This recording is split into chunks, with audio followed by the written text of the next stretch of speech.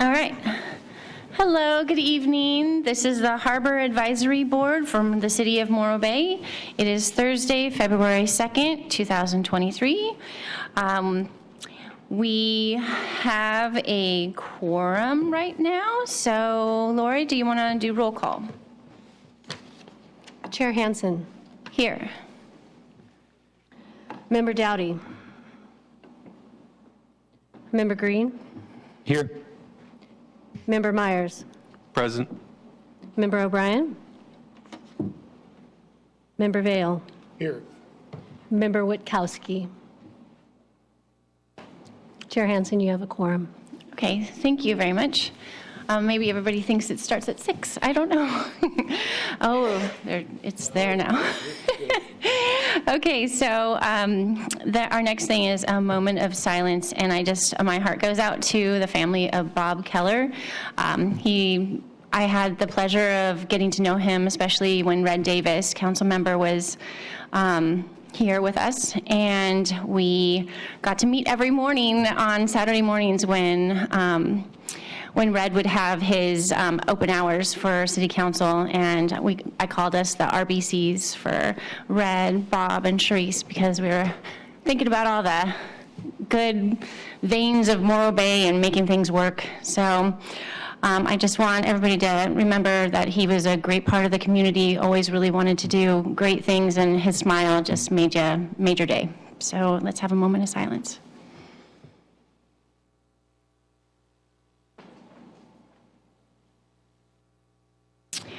All right, thank you. And I didn't ask anybody to do the Pledge of Allegiance before we started, so I'm just going to start us off ourselves. Everybody rise for the Pledge of Allegiance.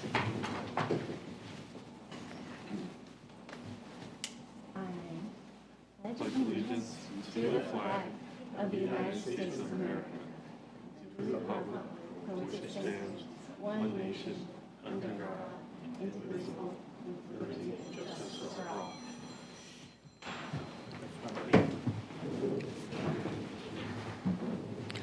All right, thank you. Our next section is Chair and Advisory Board and Liaison announcements. So I will start off with Sean today. Would you like any announcements? The only announcement I'd like to make is that, well, that doesn't sound great, is that the Tidelands Trust that Morro Bay is the custodian of is public lands, and that's sort of the advisory board that we oversee that area generally. And Tidelands lease sites, long-term lease sites, come up regularly. Some expire, some are available. And any interested party can always go to the Harbor Department to initiate those talks. If you're interested in long-term lease sites, development along the waterfront, and that's just an ongoing conversation that anyone can initiate, and that begins with the Harbor Department. Thanks. All right, Chris, Member Vale. Okay, moving on to Vice Chair. Nothing at this time, thank you. I know. It's going to be the, okay. Back of next page. Yeah, I don't see anything. I have notes. There we go.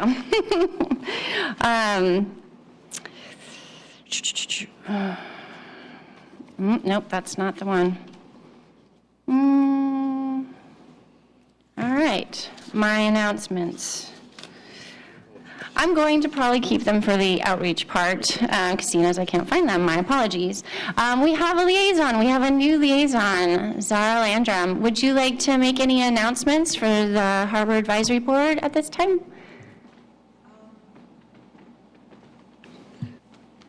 No, is this on? I just want to say that I'm happy to be here and to be your liaison and learn more about the Harbor Advisory Board. Thank you so much. We're so glad to have you here. And just stepping in, we have Member O'Brien. Do you have any announcements today? Sorry to put you on the spot, and he does. So we'll just give him a moment to settle in.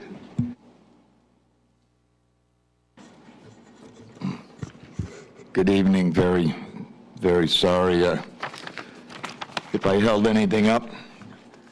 One of the things I did want to announce very sadly is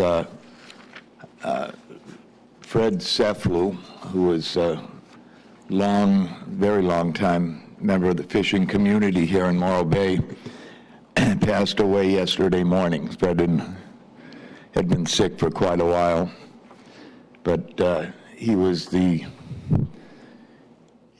guy in Morro Bay for many, many years till he retired. He was the fisherman that we all looked up to.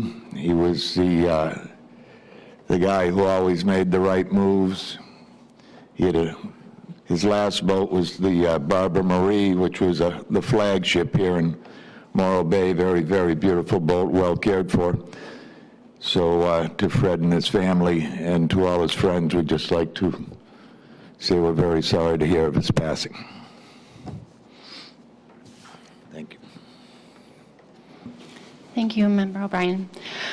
I did find my one announcement that I wanted to say is, and maybe our city manager, Scott Collins, can help us out on this one. There's a survey out on the city's website under Hot Topics, correct? And it focuses primarily on the surrounding area of the proposed battery storage site. I suggest everybody within the community put in your voice, and there's comments areas as well as multiple choice. So the more that we get in, the more that the city knows next steps with this process. So please look on the city website under Hot Topics and fill out that survey. Okay. Next, we have presentations. So we have a presentation today, which is in regards to fireworks. And I will just move to the other side of the table. I got to do it over there. Yeah, okay.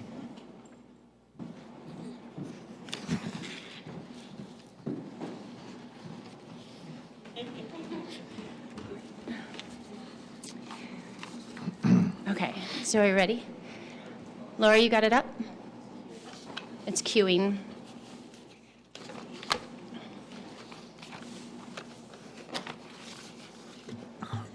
All right, hello, Harbor Advisory Board. Thank you for having me today. My name is Sharice Hansen. I'm a community member. I have a local business that I've had for 24 years on the Embarcadero. I'm building a new building on the Tidelands property investing over $4 million into Tidelands Trust land and improvements. I'm also the mother of 3 teenage boys. Yes, okay. Why am I working towards doing fireworks in Morro Bay? Well, there's a lot of reasons. One, I've been here for 24 years, and I always enjoyed July 4th. It was the apex of my summer, and it just had a livelihood within the community that I really miss now. And we haven't had them for over 6 years, and even before then we had like the laser show, and then the fireworks got moved really far. And I'm just letting you know that when they were going, it was really a fun time. First, when I started thinking about it, I was approached by members of the Embarcadero Master Leaseholders, and they asked me if I would pursue looking into fireworks, and so I did, and I thought more about it, and I thought how important it is to share the same experiences that I had even when I was growing up and here with my children. And all the things that we would do, like barbecues, spend time with family, friends, do outdoor games. We would celebrate the unity of being American. We are so divided these days, both physically and mentally. There's Republicans, Democrats, mask wearers, non-mask wearers. We're polarized, and on July 4th, it's just a wonderful day to just smile at your neighbor and just be happy that we're all Americans. It's what we share.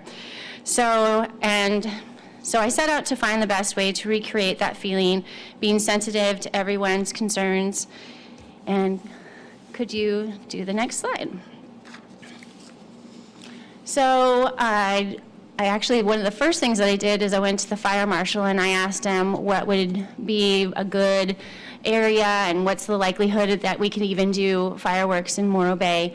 And he suggested one of the things that I was suggesting is a good location and then a good company to do it. So he referred me to the Pyro Spectaculars, and that's a local company.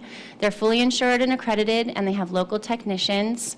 And so I went to one of the local technicians because he's like he's the father of one of my son's good friends, and we started talking about all the other things that we need to think about, and so we moved on from there, knowing that we have a local company and local people that really want to be a part of it.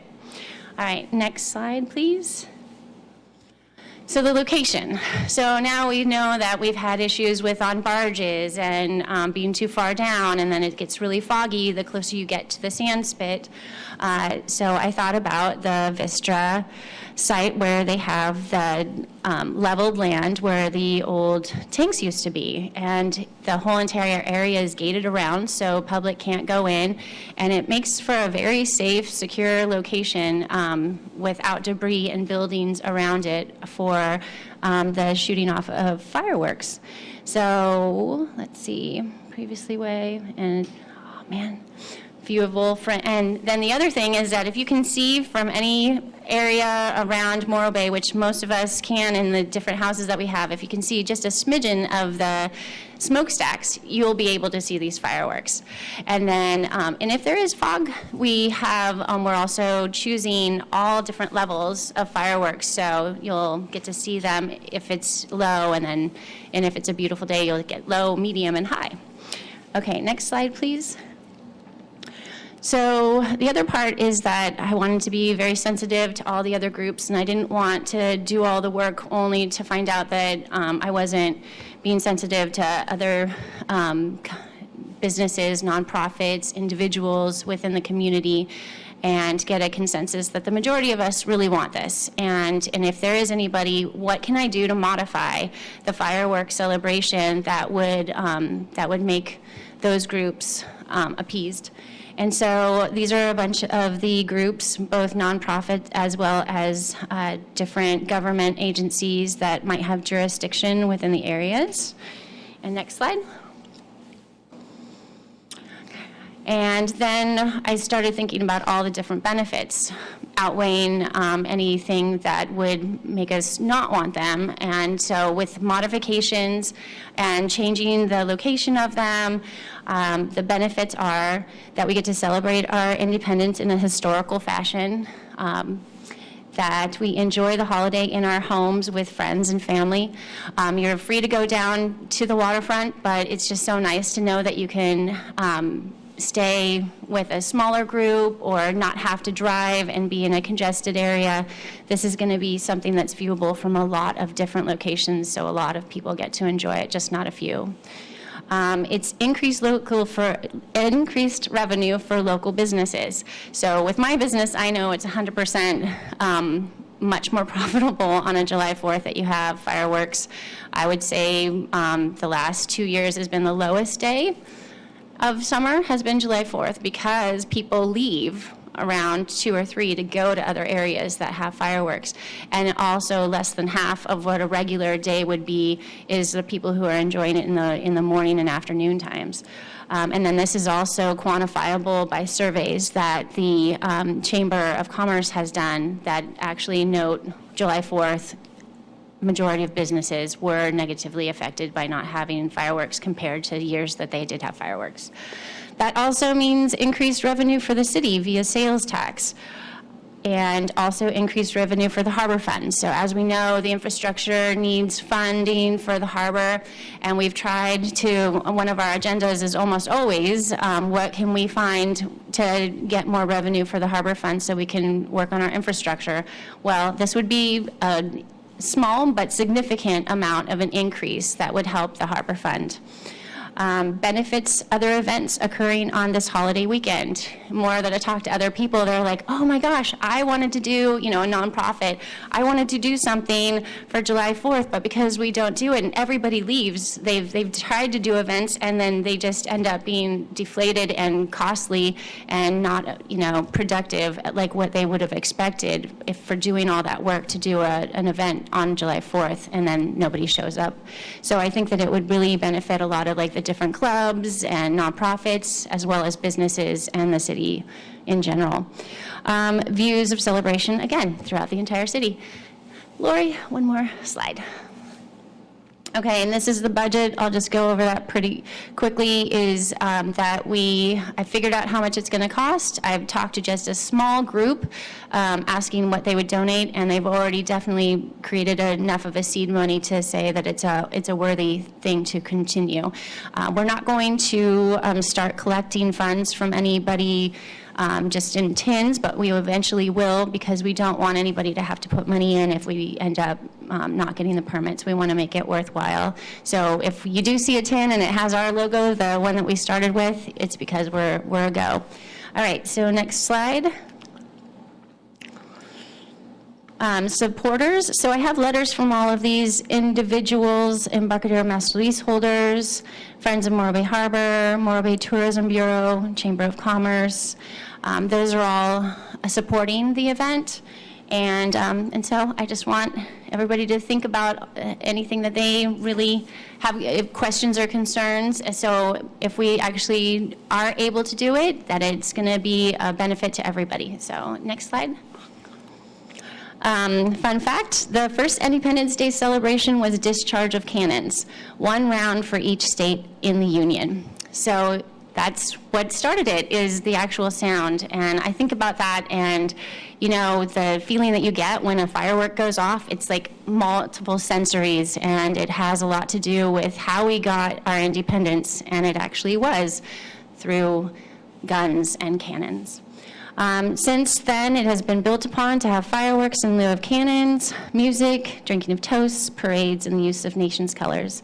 So let's have Morro Bay celebrate our nation. Next slide. Thank you very much. And this is not something that we're going to vote on or anything like that, but does the board have any questions or comments? Thank you, Citizen Hanson. Does anyone have any questions? Go ahead. First, I want to say that your outreach efforts are off the charts. The right thing that anyone putting on, whether it's public or private development, any events, like the way you're reaching out to even what would be potential opponents is it's pretty admirable. So definitely praise for that. I had 2 quick questions regarding I don't know to what extent the Coastal Commission needs to be involved or are involved. Do we have any general sense of how we are or aren't in favor with the with the Coastal Commission, just kind of across the board, or including this event? Right. So great question. And yes, I've already been in contact with the Coastal Commission, and what they did is sent me a template of sorts of a approved permit that they gave to Capitola. And Capitola is actually on the wharf, on a pier, so it's on state property, it's on, and then it's also in the water, which is a more sensitive area comparatively to the Vista property, but they are going to adhere me to those guidelines. And so I have already had the Pyrospectaculars give me their bid with all of the inclusions, and they meet all the criteria of Capitola's fireworks approval, as well as I've sought 3 different companies who would do biological monitoring. So they would do monitoring of the area before the fireworks, observe during, and then do another monitoring of the area after the fireworks. So with all of those in my budget and considered, Coastal will be going through the process, and we'll get a CDP most likely that would be going through them. Another question I had is when I was a member of the Tourism Advisory Board, I know that all the hoteliers are generally already at 100% capacity in terms of bed nights and stays over that weekend, so it's more of like a day use add-on. In terms of money and energy put towards this event, how would it compare, like in terms of like a private business on the waterfront? Is it more beneficial to have this event in the heart of our summer as opposed to, let's say, an alternative in a shoulder or off season, or is this more about the celebration portion? To me, fireworks and July 4th and Independence Day,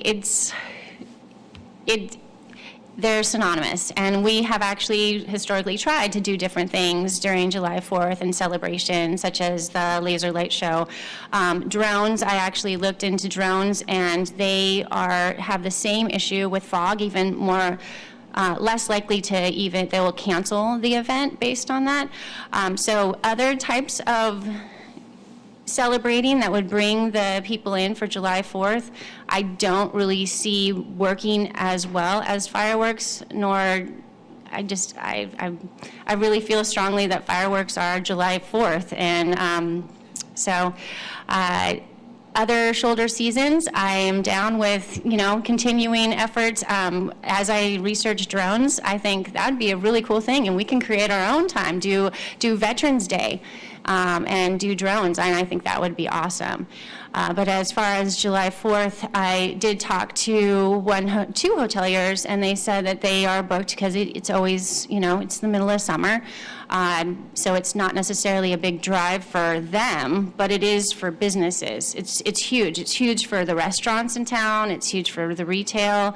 So I think it's still significant, and even though they might not increase their funds, they still support it. And I haven't asked for any payment from them, just that they support.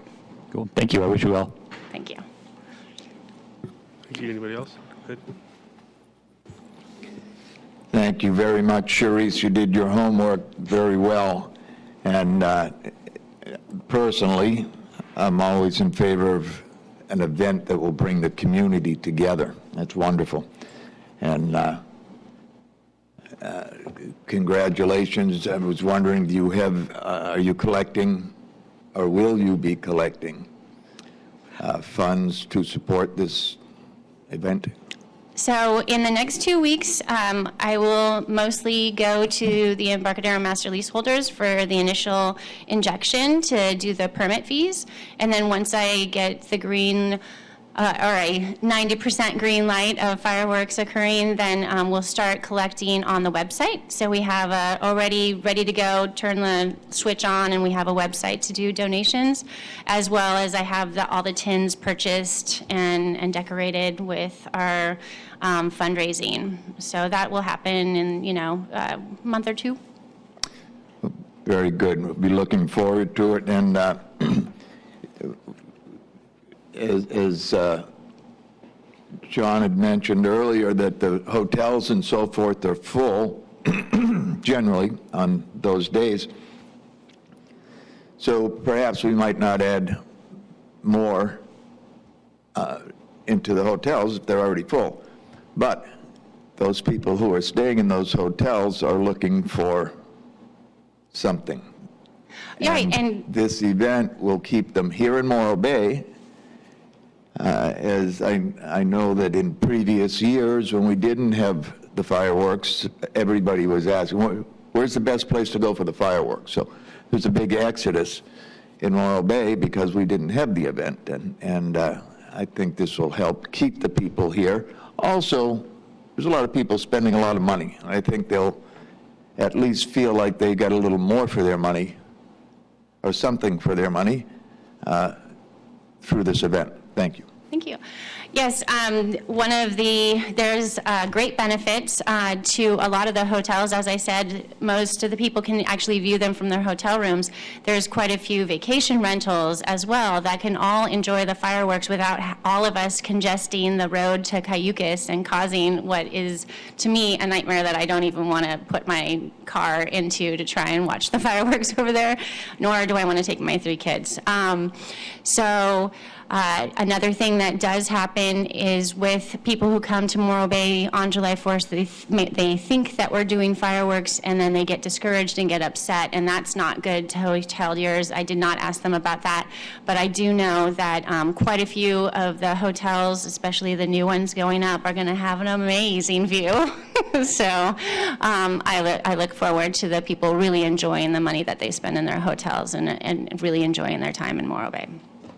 And one other note is that I did talk to someone, and they said that because we don't do fireworks, a lot of the people will bring over their fireworks, go to the vacation rentals, and shoot them off in the streets, which I would also like to, in our marketing campaign, discourage anybody bringing over their own fireworks, that because we are doing our fireworks, the show is enough that they do not need to, and that if they're going to do fireworks at all or any kind of loud noises, that they keep it down between 8 and 10 p.m.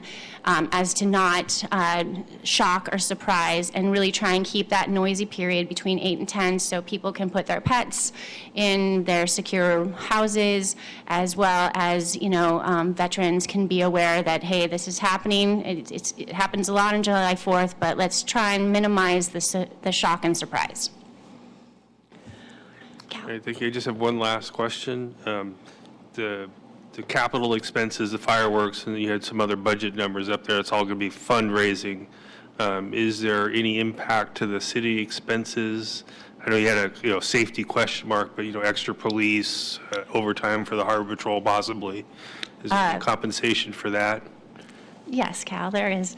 The number, the question mark is that we plan to pay for it, but if the city council or residents decide that this is something that's worthwhile, the city can possibly at that time either assist to pay half or reduce permit fees, but at this time we're not asking for any of that, nor do we expect it. We're building it into the budget to cover additional fees for fire and police safety.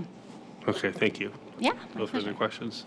All right. We normally open it to public for I'm going to do, I got to leave here, go over there, and ask for public comment. well, the vice chair can do that on your behalf. Is there any public comments about the fireworks presentation? Yes, I have a couple. Go up to the stand if you'd like.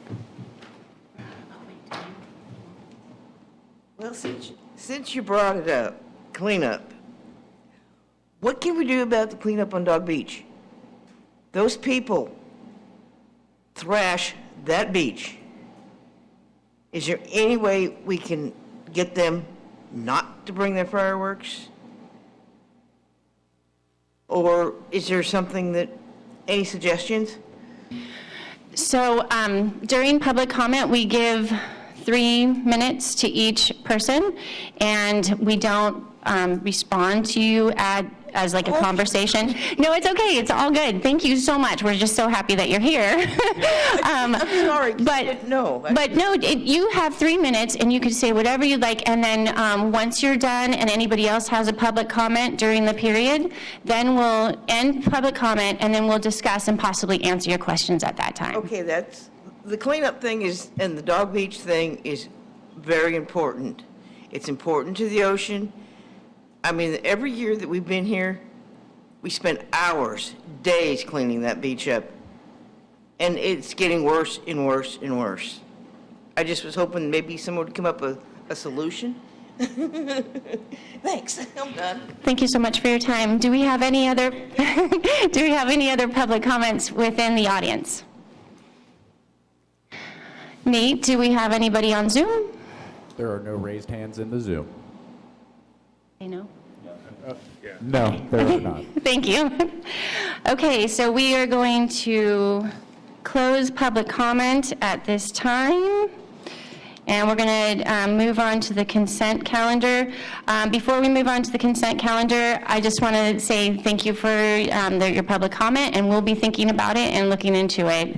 But we don't have any resolutions or questions? No.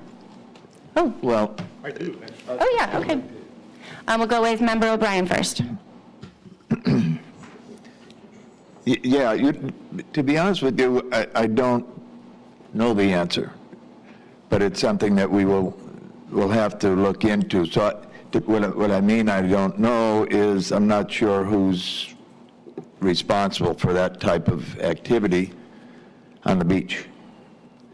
Happy to answer. Oh, Wait, okay. Yeah, so the city owns Dog Beach. You have 2 police officers on duty at night. And if we're going to have 4th of July fireworks show, they're all going to be dedicated to keeping that area safe, so they will not be on Dog Beach. So I worked the city of Santa Cruz, and in Santa Cruz County, the sheriff's office kept everyone off the beach.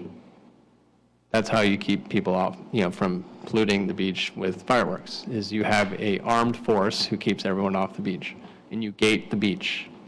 If that's what you have to do if you want to keep it clean. Unfortunately, that's just a reality. So if we're going to bring 4th of July fireworks show, all of the city's resources will be deployed to ensure that the fireworks show is carried off safely and that people are able to enter and exit the city, because you'll have thousands of people come to the city like we have on the holiday lighted boat parade. You'll have about 10,000 people on the waterfront. So all of our public safety resources will be deployed, including on overtime. To answer the question before, probably $10,000 to $20,000 expense to do that. Not saying we shouldn't do that, but that's just a reality. So we wouldn't be able to have resources at Dog Beach unless the sheriff's office were to bring folks in. And understanding the current dynamic with the sheriff's office, I don't think they'd be doing that. So unfortunately, it's a cleanup effort, and we appreciate the folks in our community who do that. We certainly can make a call out for volunteers. We do our best to respond to legal fireworks displays, but again, we will have all of our resources dedicated to this public, display show and not being able to respond to those calls.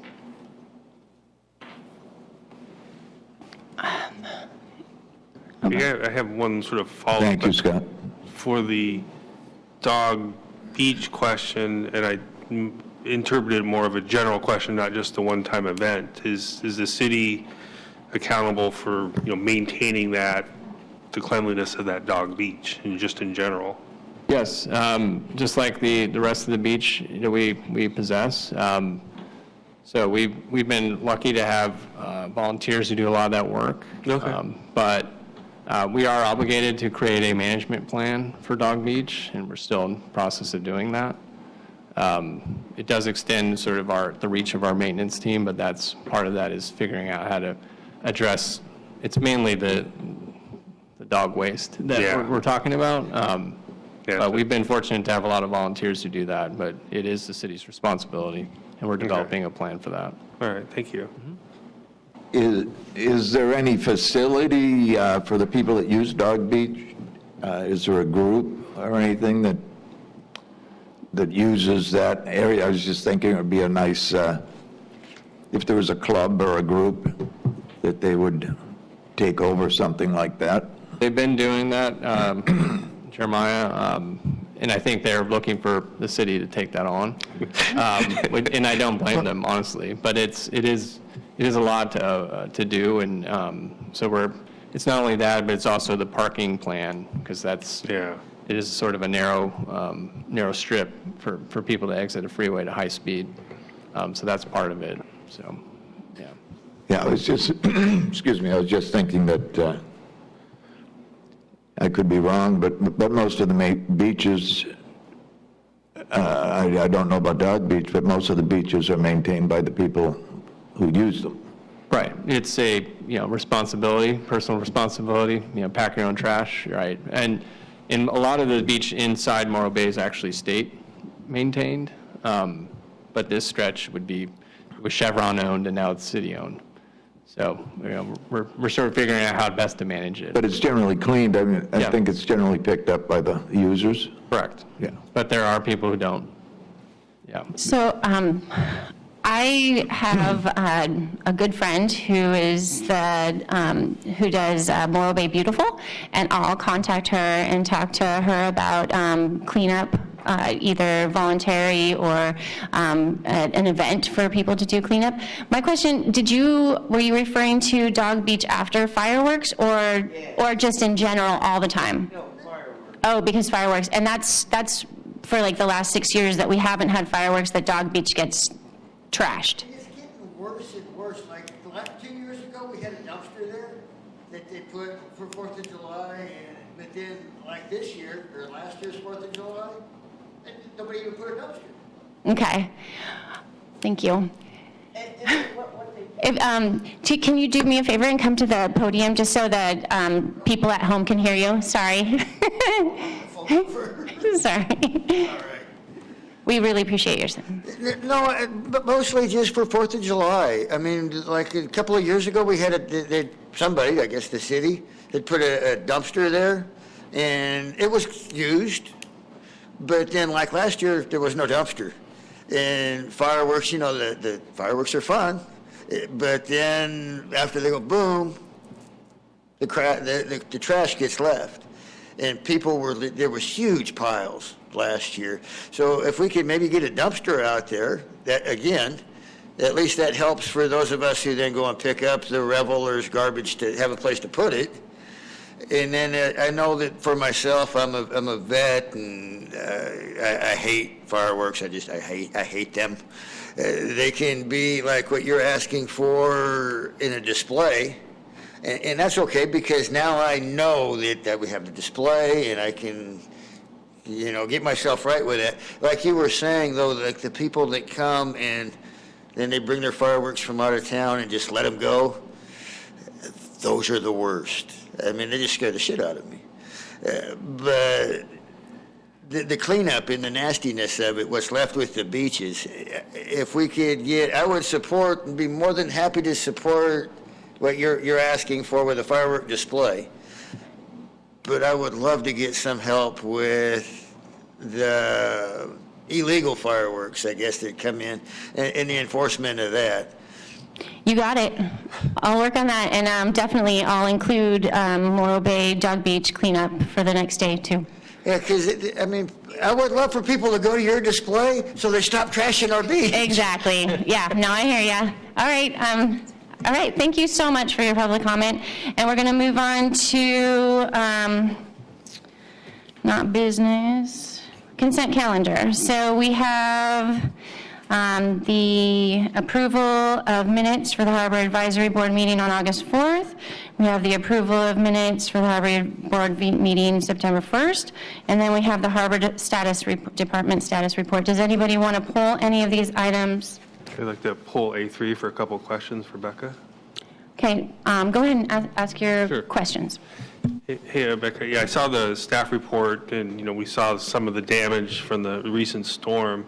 I know at the city level, they've applied for FEMA funds for that. They're pretty far in the future. I assume that the Harbor Department, like the broken up docks and things like that, do you expect to apply for and possibly receive any FEMA funds for that?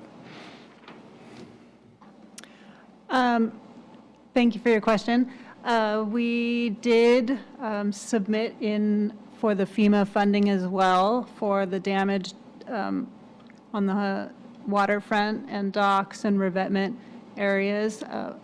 Whether or not we will receive the funding for that, it's a little early to tell.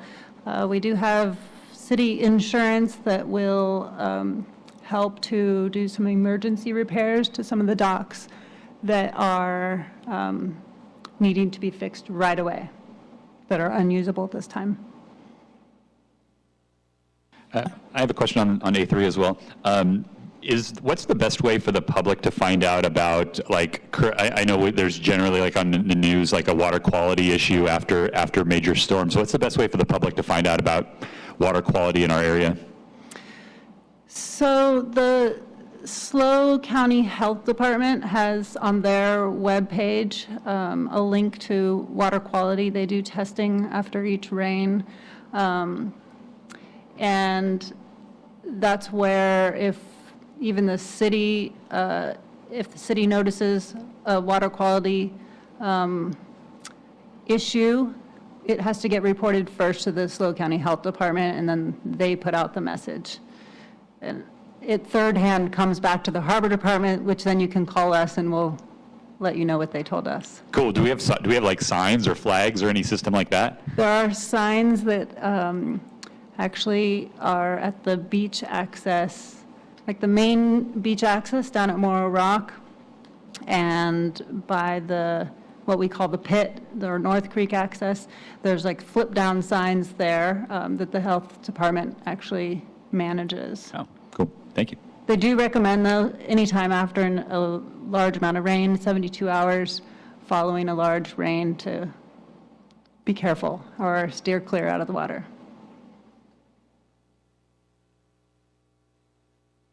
No further questions? No? Do I have a motion to approve our consent items as stated? As I so move. second, okay. Do we need a vote, or are we good, Lori? Member Green? Yes. Member Vale? Yes. Chair Hansen?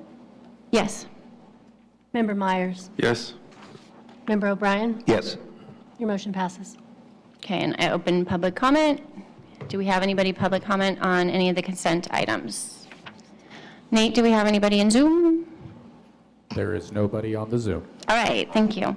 Okay, moving on to business items. We have B1, which is update from the Parking Management Paid Parking Ad Hoc Committee on recent activities. We have the chair, Member Myers. Currently, we haven't done much activity since our last HAB meeting. At that point, we were looking at trying to finalize some of the details for potentially paid parking down at the Embarcadero, with the number of city council meetings or changes there. We were paused to get their input to see if that's going to continue to move forward, and then some of the input from the Walker study. I know they were doing a follow-up study that we were waiting to hear back from as well. That's about it. There are some near-term future parking items that we might want to explore, specifically around Pacific Avenue with the repaving. But I think time is of the essence of that, if that was something that we'd want to go after pretty quickly.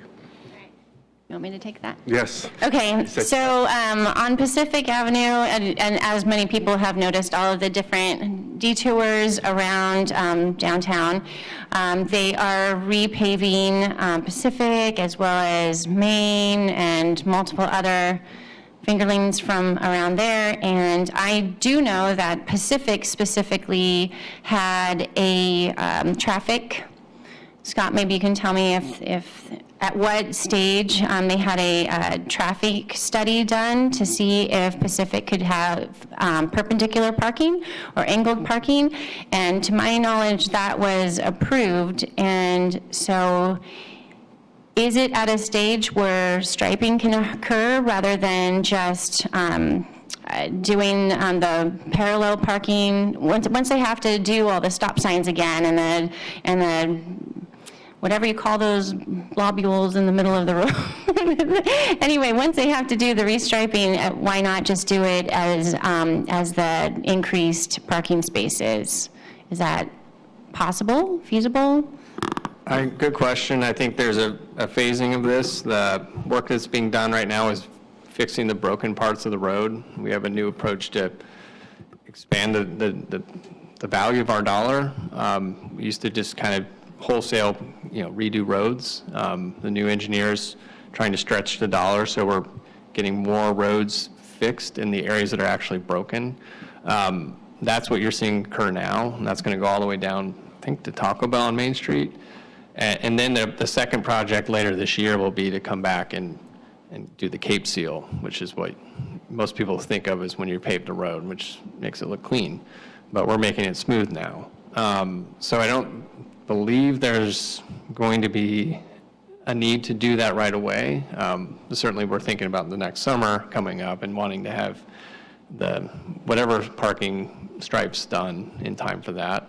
I don't know if a program was approved. I don't recall anything ever being approved by council. I think there was a concept for perpendicular parking to gain more parking spaces, but I imagine whatever study was done was ages ago and would need to be redone. So I'll need to check with Public Works. That was a Rob Livick thing years ago, before I was here. All right, thank you. Yeah, no problem. Well, I'm so glad to have our city council liaison here to think about that. It is something that the parking management ad hoc committee finds very important. We did put together our recommendation as far as the paid parking pilot program. And one of those is to immediately restripe Pacific Street for extra parking for employees or guests, just because we get extremely congested during the summertime and during the weekends, and that would alleviate a lot of the burden that we have for everyone to be able to enjoy the Embarcadero. All right, do we have any questions? Member O'Brien? I just had a question. Scott, you mentioned perpendicular parking. Now, is that... It's angled parking is what I meant to say. Okay. Instead of parallel, it's, yeah, sorry. Okay. Yeah. Yeah, I just wanted to, Yeah. for a lot of people listening, I wanted to clarify that because we do have some perpendicular parking Right. on Market Street. Right. And it's taking your life in your hands, whether you're coming in or out of it. So Right. thank you very Yeah, much, thanks for Scott. the clarification. Seeing no other questions, I'm going to open it up for public comment. Nobody's for public comment. Nate, do we have anybody in Zoom? There are no raised hands in the Zoom. All right, thank you. So we're going to move on to our next item, which is, ooh, she double-sided it for me. We're saving paper these days. I like it. Okay, updates from the Marine Services Ad Hoc Committee. For that, we'll go to Member Vale. There really are no additions to the work we did before, nor are we aware of any changes to marine services, additional marine services for the recreational boaters or commercial boaters or what have you. So I think we just leave that sit for now. Somebody described it before as that we kind of put a bow on it months ago. And until something is presented that needs addressing, status quo. Questions from anyone? The only thing Cal? I would add to that is with some of the potential changes with the Vistra property that might present some opportunities to improve or enhance marine services, especially with Proposition D and that intake building specifically. There may be some opportunities there, but until something changes there, then it's not much to do. Don't say that word. Don't say boatyard. You can't say, Okay, so as far as Marine Services, I agree with both of you. I think you should really stay close to the process that everyone is, that Vistra is wanting to include the community into, and make sure that you mention Marine Services and whatever can possibly fit within the new developments that would surround the battery storage. Okay, I'm going to open it up to public comment. Just so glad to have people in the room. Thank you so much. And Nate, do we have anybody on Zoom? Nobody in the Zoom. All right, so I'm going to close public comment. We're going to move on to our next item, which is update from the Finance and Budget Ad Hoc Committee. And that we go to Sean. We haven't met since last we updated about some grant opportunities that Mary was pushing forward with. I think it's similar to the other ad hoc committees that there's a little bit of a holding pattern. The new harbor director's coming on board in a few weeks here, and I imagine of the many things that he'll be tasked with, planning out whether it might be revenue brainstorm opportunities and or grant opportunities. I think those are probably the next things in the coming 3 to 6 months, I'd say.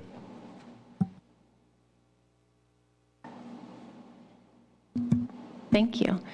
Any questions from other members? No?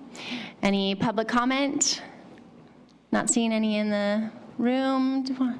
Nate, any Zoom? Still no raised hands in the Zoom. Okay.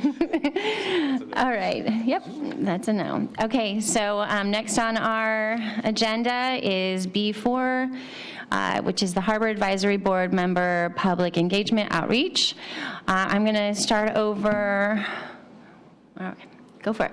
On that side. Thank you, Charisse. Yeah, I was able to do a couple of science classes with Morro Bay High School last week, and was able to bring them not only around Morro Bay, but trip through the museum, which I hope anybody listening that hasn't been to the museum, please go down and enjoy what we have here in Morro Bay. It's very, very interesting. And it's all free. And let's see, I think that's probably since the last time that, you know, I did want to say, and I hate to be out of line, I was late coming, but everybody knows, of course, that Scott Collins, who's present, is leaving us for... he's not going too far, but I just wanted to say from the Harbor Advisory Board, thank you very, very much for the service here. Scott immediately took to Morro Bay, and it's just sad losing such a wonderful talent, but hopefully he won't be too far away. Member Myers. Actually, on the outreach side, Judy from, hopefully reached out from the Regional Boating Organization of California, just recent. I'm sorry? Recreation boating, sorry, I didn't get it quite right. And just started the position as a director there. She's just participating now, and probably get her to do a presentation probably in the March timeframe. So we're excited to have you participate in the Harbor Advisory Board. So I have at this point. We do have a Otter Savvy coming in March, so perhaps April, okay. Maybe. I'm going to go since I interrupted that one. So this, I think it's about 2 weeks ago, I've been working on a Safe Boating Week art contest for Del Mar students, and I got the opportunity to go with 2 Harbor Patrol members to give a brief safety demonstration to the 4th, 5th grade classes, and they got to learn about safety, and so the contest that we put together is going to have prizes such as gift certificates and trips on the boat, and the art that they will create. 3 of us from this committee will be put on choosing the 1st, 2nd, and 3rd place winners with their prizes. There's a trip on a fishing charter Endeavor boat for 2 people for a half day. Anyway, it's going to be a really great thing, and once they complete it and we pick it, the 1st place winner is going to be put on a poster that talks about all of the events that are going to occur through the Harbor Patrol for Boating Safety Week. So I'm excited to see what they put together and then see the finished product, all plastered around Morro Bay, talking about boating safety in the harbor. And then always check out the chamber. They have breakfast on the bay, and it has been a really good area to get more input from either from city staff. We've had a lot of local businesses on there. So breakfast on the bay for the chamber, check out their website and think about going and attending that one. It's very informative. And with that, I'm going to pass it on to Member Vail for his outreach. I have none. Do you work at the museum? All right. Yeah, they have me strapped to a post at the Maritime Museum, and other than that, I have no contact with outreach. I have a couple items here. First, regarding Cal Poly, this is sort of a long distance, way into the future kind of thing, but Cal Poly is converting to the semester system to join all the rest of the CSUs. We're on quarter system now.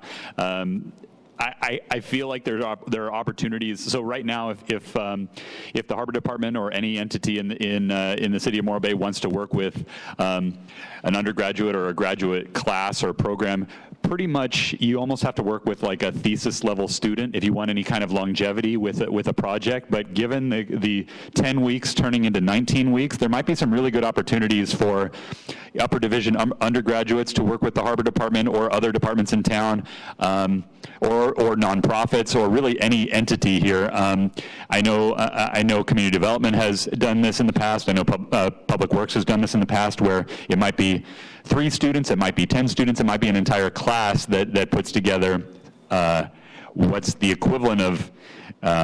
It could be free consulting, in business. It could be. Landscape architecture. It can be really a lot of different things, and it's a great opportunity to get Cal Poly more on our radar, and for Morro Bay to be more on Cal Poly's radar, because sometimes there's a disconnect. I also wanted to mention, sort of piggybacking what Charisse was saying about the Vistra master planning process. On February 17th is when that master plan link outreach opportunity closes, and so we have another 2 weeks or so for anyone to participate, and that includes people that support, oppose, really anything to do with Vistra's potential battery operation and their master planning, because that site is so important to the city. So regardless of how you feel about it, there are opportunities to chime in with your 2 cents, what you think could be there, what you think should be there, how you can rank the different opportunities that might be there. So I would encourage everyone to participate in that, and then a week later, there's a slightly related opportunity to participate in public benefits and community benefits discussions in general at the February 24th, I think it's February 24th Planning Commission meeting. The Public Benefits Subcommittee, which consists of myself, Planning Commissioners Joe Ingrafia and Mike Rodriguez. We're sort of representing a document that the planning commissioners will then discuss to determine if and how a more formal community benefits or public benefits process could be put into place for developments in town, where, let's say, for example, a private developer pairs an offering or a public benefit of sorts to the city in conjunction with their private development. So that's generally the idea, and that is at the Planning Commission meeting on February 24th. And then lastly, also piggybacking on what Charisse was saying about boating safety and the contest that she's offering, when I was in Friday Harbor up in Seattle, or out in Puget Sound, there was such a neat art installation that was these physical little pedestals, probably maximum 75 or $100 a pop. Let's say 50 scattered around the harbor. And what was so great about them is that they were permanent fixtures, but they were temporarily removable plaques that offered like an annual or semi-annual opportunity to change out those kinds of things. So if, let's say, there was a boating safety contest every year, that the winners could be presented for a period of 3 months, let's say, and then maybe the 7th graders have a poetry contest, or the 9th graders have some sort of art competition, or whatever. So I think there's an opportunity to more permanently display these things on a rotating basis, so that people come into town and get to sort of bring their family to the thing that they made. So anyway, it's something that I'll actually I'll put together some photos that I had and send them along. Thank you. All right, wonderful. Thank you. I'm going to open public comment, and see none. Nate, Zoom? There are none. Thank you. All right, moving on to the meat of our meeting. Scott Collins, would you like to start item B? Well, no, where did it go? B5. B5. Yeah. And just the meeting, Sean, is Planning Commission meeting is Tuesday, February 21st. Is that?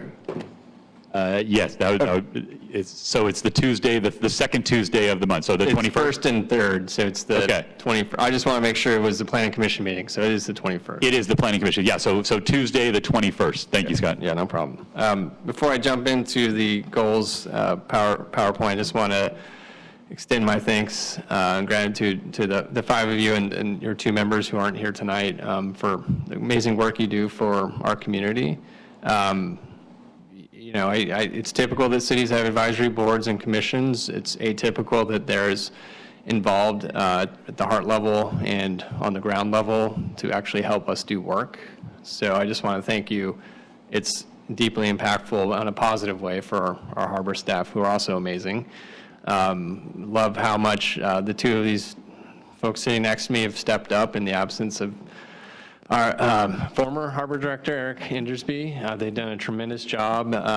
And Beck and I talked about her being an interim. We didn't foresee a 100-year storm to hit us in her first or second week on the job, but she did it with grace. And Lori's held down so much in Eric's absence as well. And so just want to extend my thanks to you two and the folks who stand behind you in the harbor team. So moving forward, the city goals process, if you can go to the next slide, please.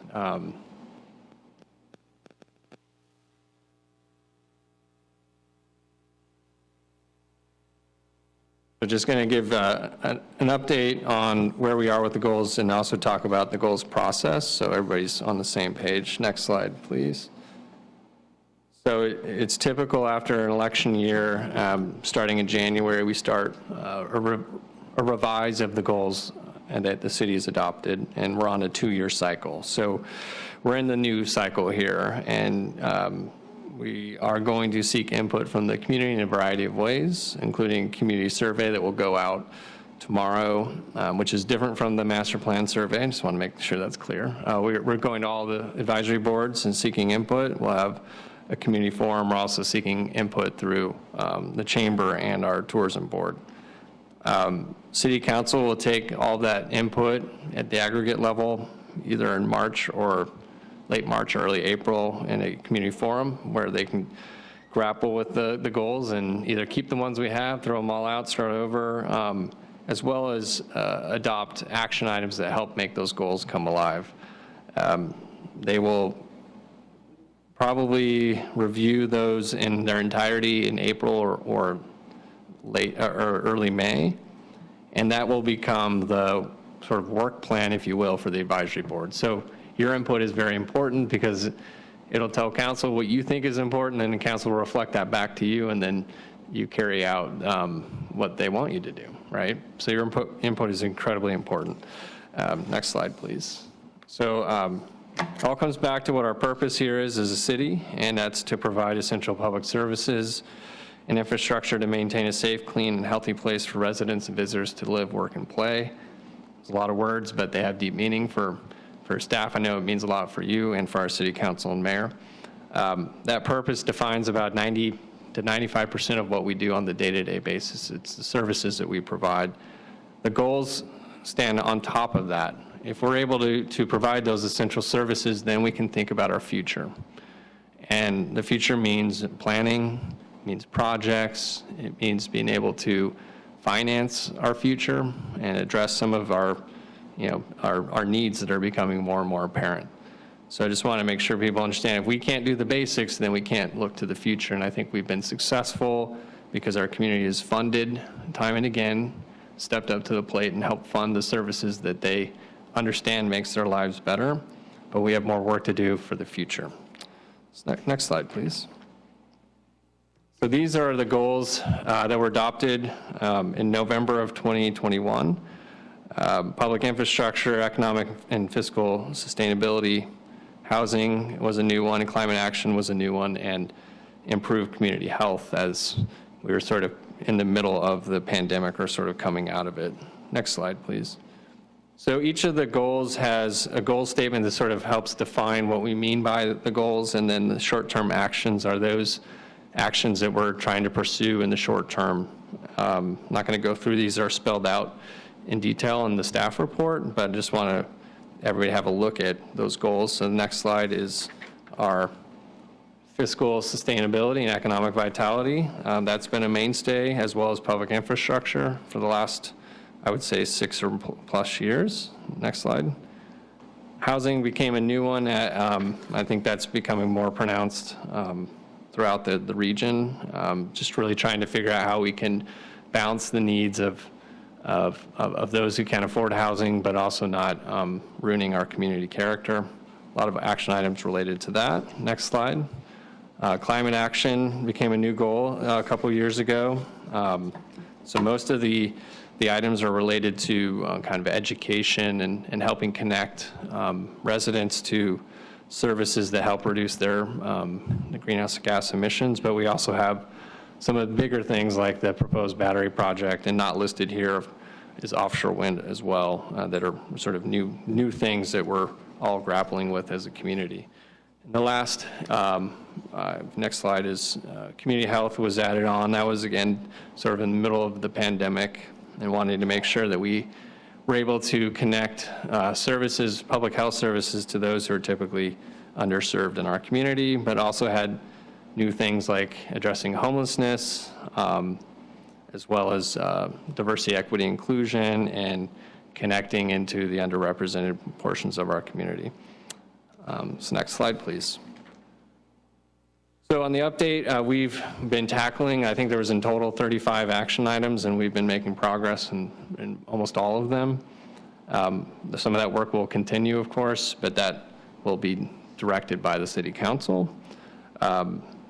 Undergirding again that statement about our purpose, we have to make sure that we're able to staff these things so we can actually accomplish those action items so they're not hollow. So we constantly evaluate how we're doing in terms of staffing, and that's a constant discussion with council, the next time being the mid-year budget process, which is the end of this month, and of course the next fiscal year, looking at the budget and making sure we're able to accomplish those action items. Next slide, please.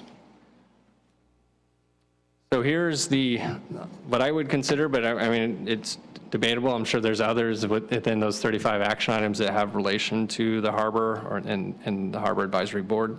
But these are the ones that stand out most, is the capital assessment effort, which we do have funds set aside to begin that. And in some respects, we already started that with the help of Ron Reisner, who used to be a HAB member, who did an assessment after the storm looking at the damages. So I think some of that work's already underway, but we do have additional budget set aside to start to help really define what the project should be, and come to the HAB, the Public Works Advisory Board, and council to help prioritize which ones we should pursue first.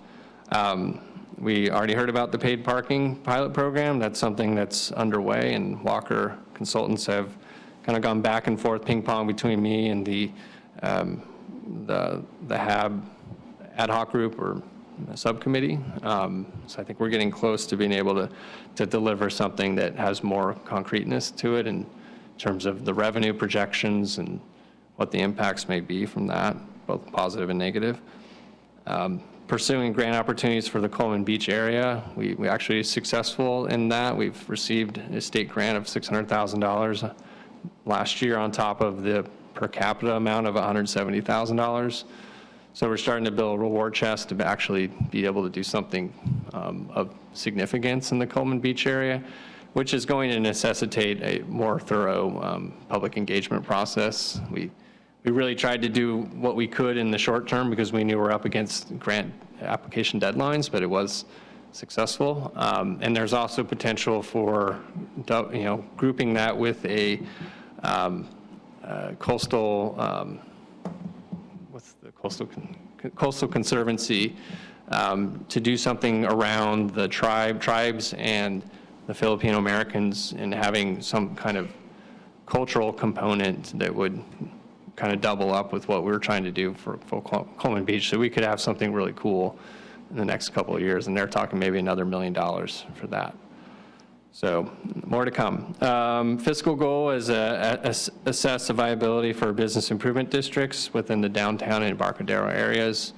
The chamber worked with a group to actually do some polling and surveying of business owners in both areas to see if there's interest in forming a business improvement district and getting ideas of what that might look like. There seems like there's some interest from business owners, but of course, it comes down to dollars and cents and what you could actually use those funds for. So I think there's probably going to be another add-on to that discussion. I think the business owners are interested, but also maybe don't have the wherewithal, just trying to keep up with all the things going on in the economy to lead something like this. So I think there'll be more discussion and certainly something that council will look at with the goals process. Review development opportunities for the Market Plaza property. There is interest in that being developed into a larger hotel. So that's potentially a project that could come to Planning Commission and Council in the next year or so. And then continue review of the Vistra proposed battery project.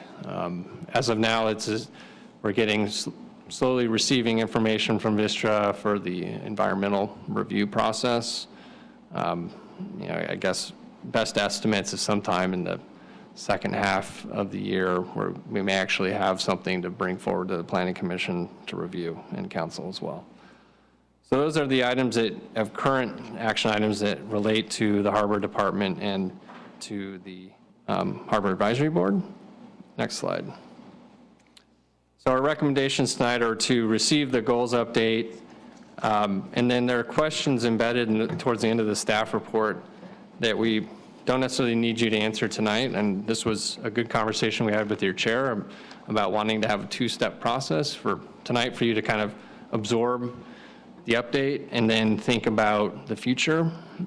So the questions we'd ask the 7 of you, the 5 that are here tonight, is to think about these questions and then provide written responses individually to the Harbor Department team, and then they will aggregate that and then present it back to you as a full team in the March meeting so that you can help prioritize amongst yourselves what you want the council to focus on. So those questions ask, if you had to pick one major harbor waterfront priority for the city to focus on, what would it be? Do you believe the current 5 city goals reflect the priorities of the harbor? Yes, no. And if you answered no, please elaborate. What action items should the city pursue related to harbor and waterfront? And then just generally provide any other input you'd want us to consider. So again, the purpose of tonight is just to absorb the information. You can certainly ask us, for more in-depth updates on all the action items, but we're giving you homework to think individually about what you want the council to have you focus on in the next couple of years, and then provide that by Friday, February 17th to staff. Then they'll put it in aggregate form so we don't violate the Brown Act, present it back to you, and then you have a great discussion on the 3rd where you actually provide formal input to the city council. I thank the chair for coming up with that idea. I think it's great. That's it. Thank you. Okay, so as he mentioned, we're going to compile a list of goals that we would like to work on. The idea is to get them in to just Lori only by February 17th. She'll put them together for our next agenda, and then we can meet and prioritize and then decide what the top ones are that we want to submit to the council as our requests. So at this stage in the game, I'm going to open it up for questions for Scott. And then after that, I think that if anybody does already have some goals that they want to bring up, we'll at least start a beginning list of those goals tonight. Sound good? Okay, so I'm going to open it up for questions for Scott. Sure. Sean? Generally speaking about the role of advisory boards, can you speak to, is it fair to say that items pretty much have to appear on city goals and or work items for us to be given the responsibility or the opportunity to chime in on them? It really helps create clarity, and it creates that cohesiveness that the city desires. We want to make sure we're focusing on the things that's most important to our community, and we can do anything, we can't do everything. And so I think helps drive your work plan. Now, of course, things happen midstream, like the storm, couple weeks ago that we can't predict, so we have to be fluid enough to move in that respect. But generally speaking, yes, Board Member Green, we'd like those things to be aligned. But it wouldn't forestall you from being able to add something later on. There's a process to do that where you can request that to staff, they can take it to council, and it can replace something that's already on the work plan. Again, we're just trying to manage expectations and get the work done.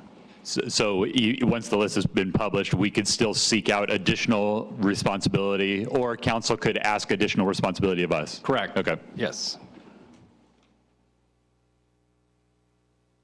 Member Vail, do you have any questions? No, I don't. Okay.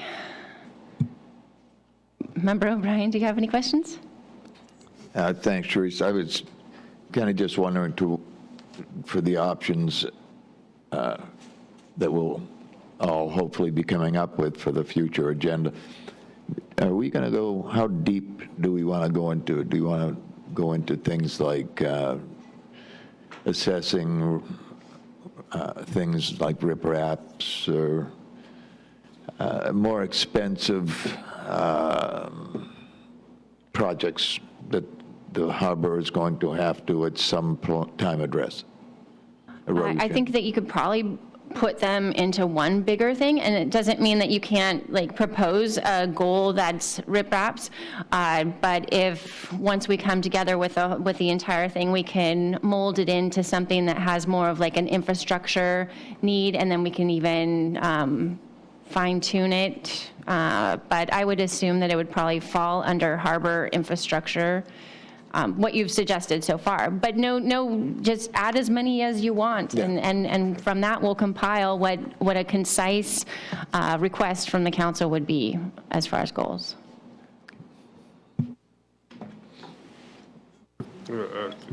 Questions just from a logistic perspective. There's nothing, assuming we stay underneath the Brown Act radar, that Jeremiah and I couldn't work together and converse and maybe meet, individually or pair up during the course. So long as there isn't any more than 2 or 3 of you speaking on it. You can't talk to one. Coffee with him on Tuesday and, other beverages with Chris later on. Yeah, if it was the 3 of you, that's fine. But if you then talk to Sharice, then we have a Brown Act violation. Gotcha. All right. Okay. Yeah. You can't go over a quorum. Quorum at any one time. Just for a specific issue, you cannot talk to Okay. more than a couple of your colleagues. Understood. Yeah. Thank you. Okay, I think that concludes the question portion of it. And does anybody have some goals that they want us to start writing down at this stage in the game? Sarah, I would recommend you take public comment this time. Oh, public comment first? Before you go into Okay. discussion. Yeah. I'm going to open it up for public comment. Would anybody in the audience like to make a public comment at this time? Seeing none. Nate, do we have anyone in Zoom? There is nobody in the Zoom. All right, thank you very much. Okay, now we can move forward to anybody who'd want to discuss or even ask some questions regarding some goal ideas for our next meeting. Okay, then I will go. One of the things that I would like to see included in our goals has to do with the waterfront master plan.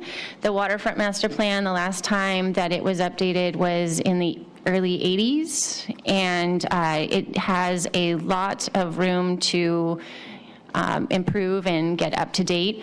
We also have quite a few things going on around the waterfront that it's like the chicken or the egg thing, like what's in the waterfront master plan, can we do or what's going on with Vistra and the battery project, and what's going on with Coleman Park. I believe that they're all interconnected and should be dealt with at the same time in order to remedy those question marks as far as who's going to do what. I personally would really like to see everything tied in, especially with the Harbor Walk. One of our previous agenda items was how does the city take care of the areas between the private, not private, but the businesses or the Tidelands properties that are city maintained, continuing that harbor walk all the way to Coleman Park and then beyond Coleman Park and onto Widow Walls and to the south side of the Rock, talking about restrooms, talking about, we're going to have to start talking to state Parks and Rec regarding what is their space and what are they supposed to maintain and why do they have giant resting posts in the ground. Those are things that I think that we should address and make sure that we get them on the table at the same time that people are talking about other projects such as Vistra. So I'm going to put that on. Goal should be updating the waterfront master plan. Sean, did you have a question?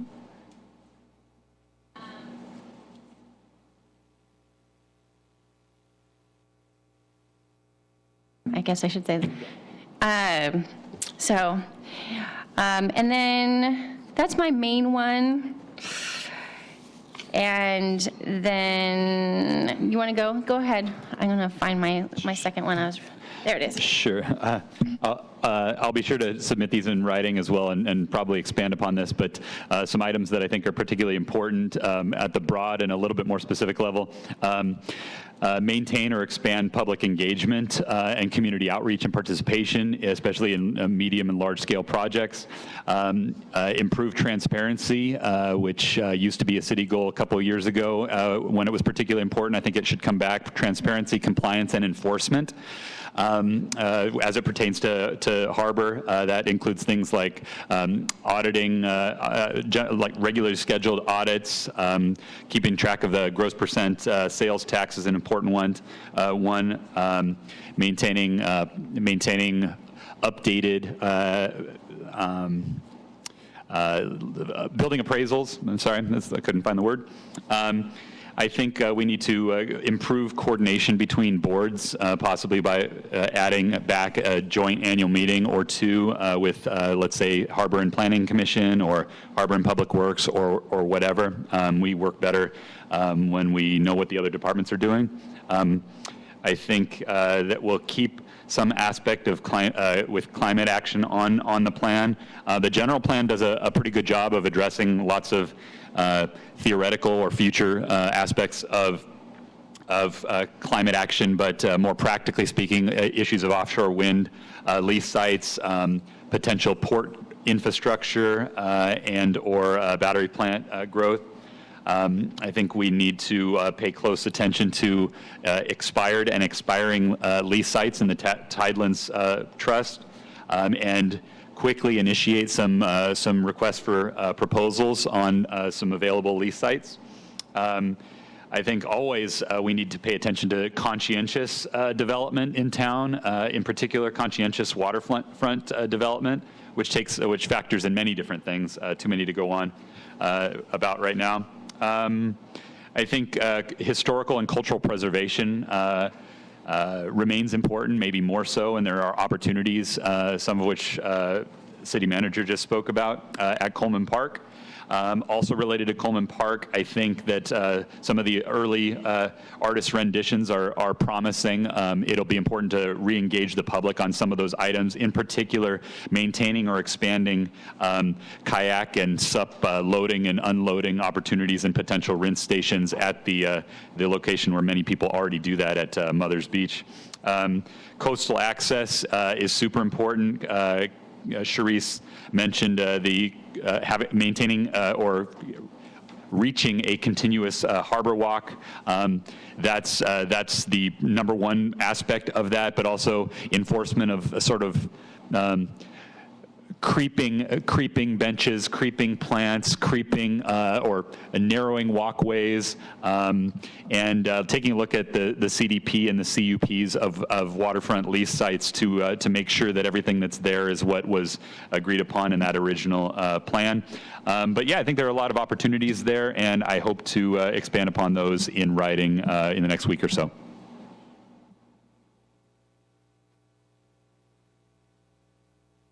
Member O'Brien? Yeah, sir, I'm sorry, I didn't understand how in-depth we were looking at it.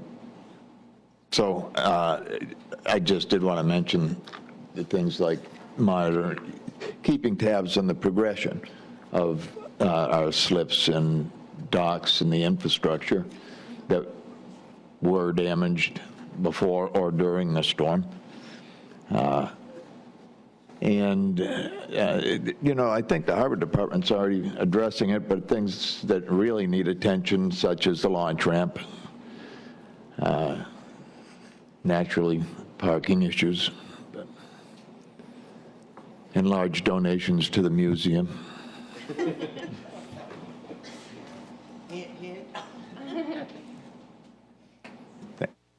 Okay, I think, I actually had a question for you for the offshore wind. You being the part with the fishermen, what is the acronym? I forget, for Morro Bay? The MBCFO, Morro Bay MB. Commercial Fishermen's Organization. Okay, perfect, yes. How do you feel, and what is the update from that group regarding the sale of the site?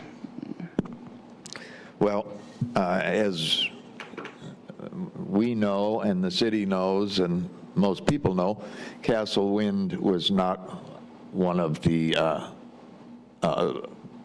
companies being awarded a lease. So they are the company that we had been doing business with mostly. And we had actually had a written signed contract with them. But we have a corporation that deals with the Morro Bay area here. And the lady who owns Castle Wind is going to stay on as our president as our chairman of the board for the time being.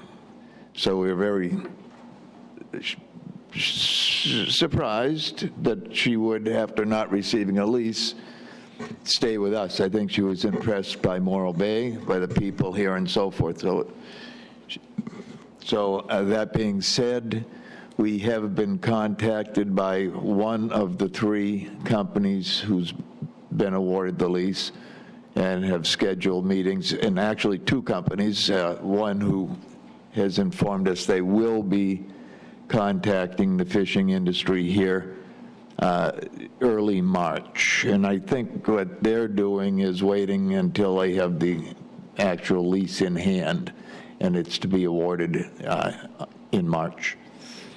The third company, which is the San Luis, is it San Luis? Central Coast. Central Coast, thank you, Scott, sorry. Central Coast Wind Company, which was somewhat new to us, has not been in touch with us. But we are expecting them all to, we're not expecting much anything, I guess I'll shorten this up here, we're not expecting much anything to happen until March, when the companies are awarded their actual lease. But we are in touch, but nothing's going on. Just Okay.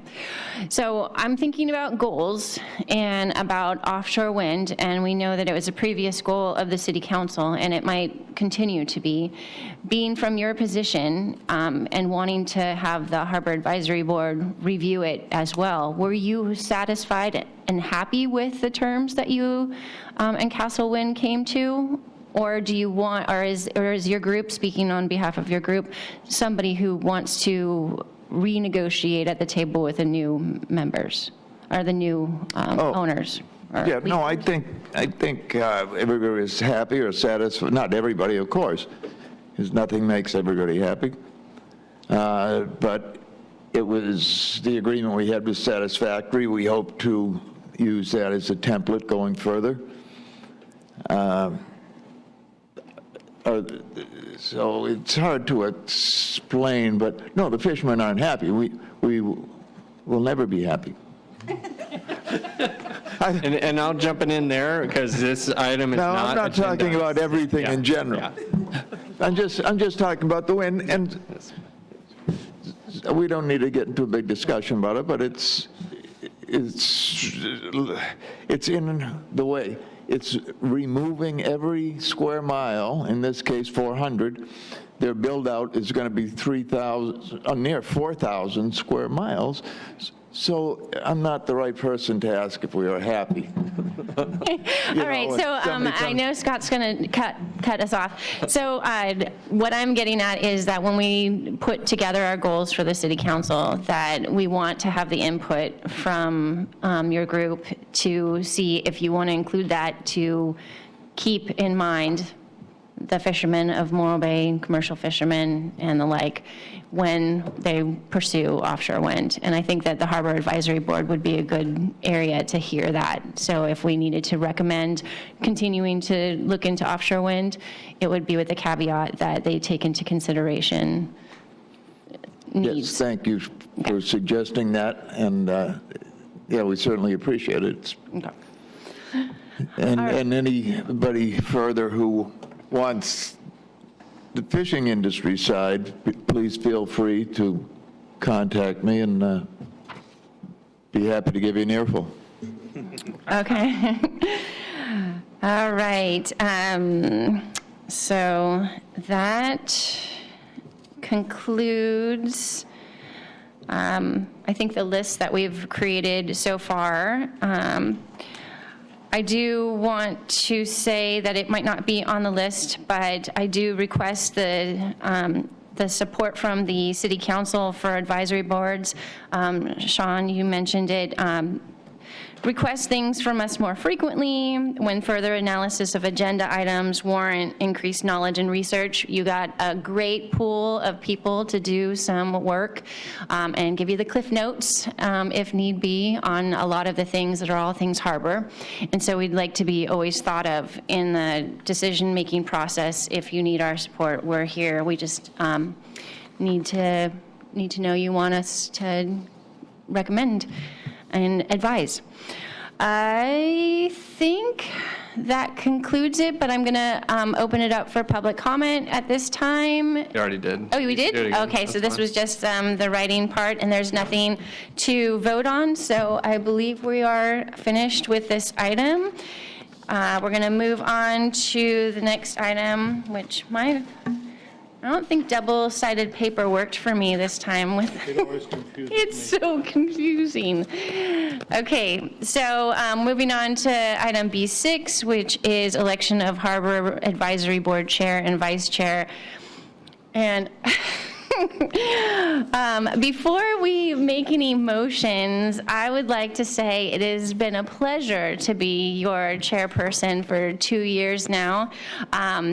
I remember my first time that I was elected onto the board. I was sitting in my car in a good spot for my phone to hotspot my computer in the mountains. So loved Zoom, and I didn't even know 100% that I was going to be the chair, but I just started that whole thing, and then slowly, as the lights went down and my car battery died, it got even better. So I think I've started off in an interesting spot, and I'm going to most likely not do chairing this next year. But I have a great interest in the format of everything. So with that, I would like to see the person who I've been vetting for the chair position to move into the chair role, and then I would like to stay on as the co-chair, because I'd really like to keep our pulse on all of the different things that are going on in Morro Bay right now.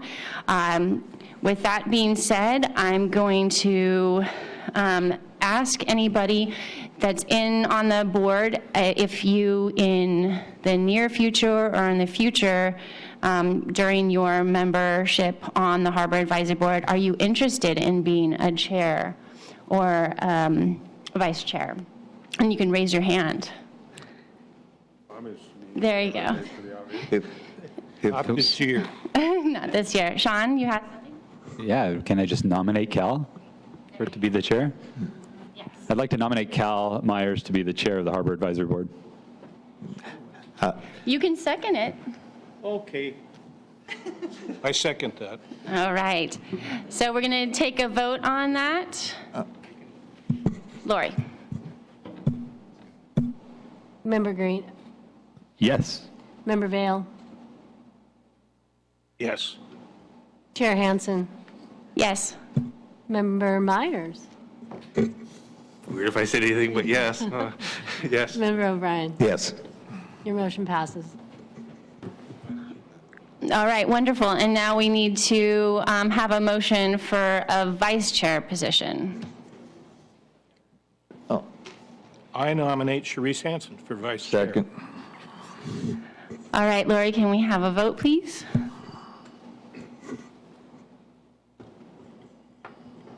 Was that Vale that did the motion? Yes. Member Green, Yes.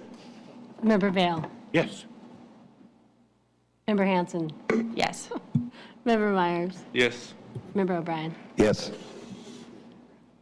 All right, yeah, are you gonna, well, at least, yeah. Okay, so do we open that to public comment right now? No, we don't have to open it up to public comment, so we're gonna move to our last item, which is, does anybody have any future agenda items they wish to consider?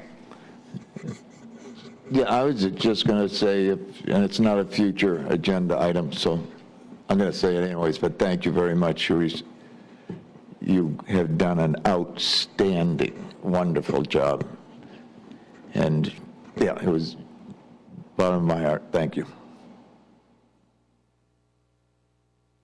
Sean? I think we could use a future agenda item to rethink our committees and outreach assignments to see if they still make sense and/or we need to sort of repurpose them or reorganize them in a useful way. And that could be a discussion that it takes place over one meeting, or I'm not sure, but I feel like instead of just holding over the things after month, we could rethink it.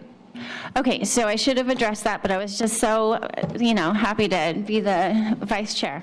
So we will be talking about it later. Right now, because we're going to do the 2-year goals, things might shift in the actual ad hoc committees. We might change, we might morph them into something else, and then at that point, we'll pick different chairs and members of those bodies, but we're going to hold off that until we get the goals back.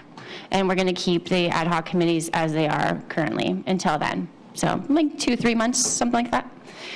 All right, with that, Scott, I'm really upset. Super duper upset, and I can't say, okay, I'll say something positive. It's been a pleasure. It's been awesome. I have really felt that you've listened to everything.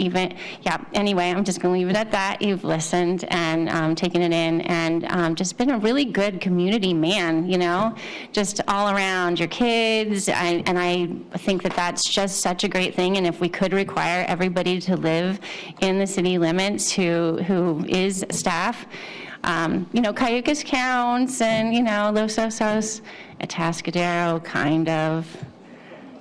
She's not listening. All right, anyway, it's been a real great pleasure, and we're going to miss you, and I hope that you're going to be around to help the interim and then the eventual replacement, and that I get to be on the interview committee. Okay, all right, thanks, guys. It's been a pleasure. See you next month. Thank you for public participation. Appreciate it.